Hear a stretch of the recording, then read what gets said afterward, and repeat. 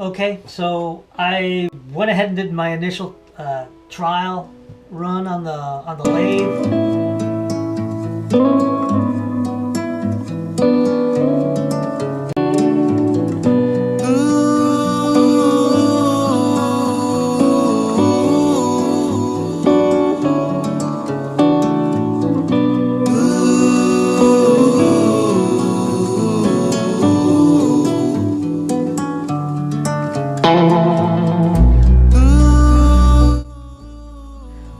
I ended up using a couple of types of wood.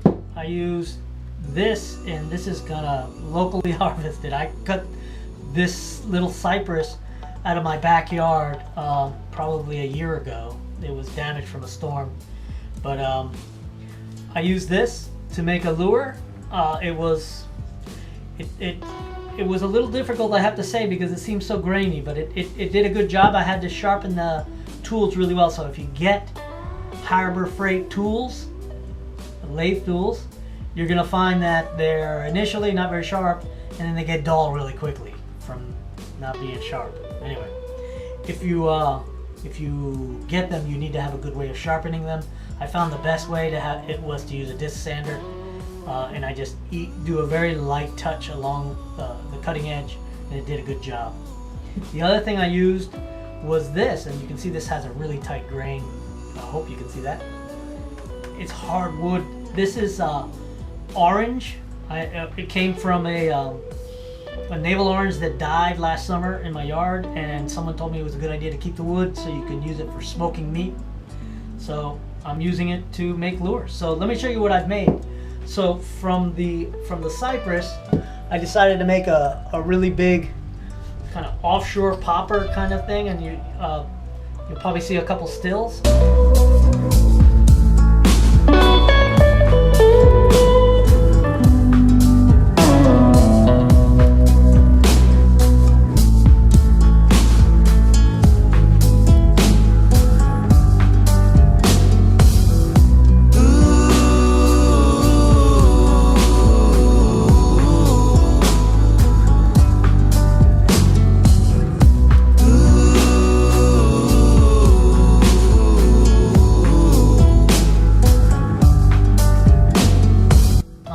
Video. I didn't really do a whole lot of videoing of the process of making this because I wasn't sure what I was doing, so I didn't want to have a bunch of missteps and confuse people.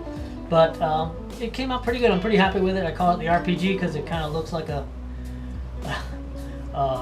rocket propelled grenade. Not my most favorite paint job ever, but it's got a little bit of bling. I did use regular screw and hook hangers. I think it's easier with wood like this. And the cypress, believe it or not, became very hard as you got close to the center of the wood. So I created like an asymmetric popper.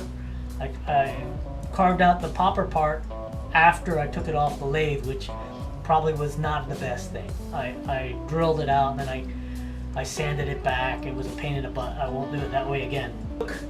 The orange wood, and I'm making this sort of just straight ahead, kind of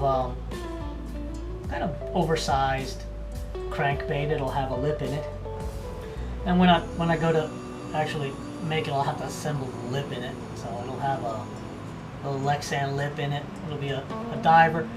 I plan to make it probably suspending. But it's a straightforward design. My intention was to have the fat point forward of the center point.